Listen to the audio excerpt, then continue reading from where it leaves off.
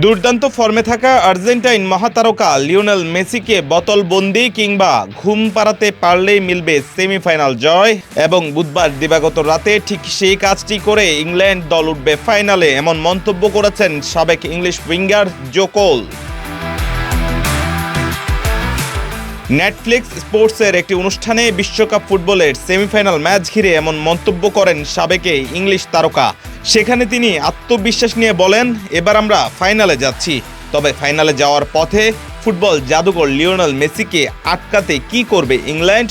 পথ বাতলে দিলেন 3টি বিশ্বকাপে অংশ নেওয়া সাবেক এই ইংলিশ তারকা।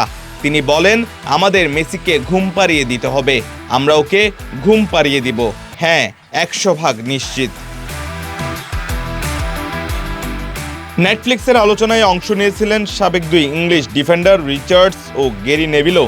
রিচার্ডস টমাস টুখেলের বর্তমান দলের উপর ভরসা রেখে বলেন, আর্জেন্টিনার শক্তির বিপরীতে আমাদের গতি অনেক বেশি, তবে গ্যারি নেভিল এর চিন্তার জায়গা আর্জেন্টিনার রক্ষণভাগ।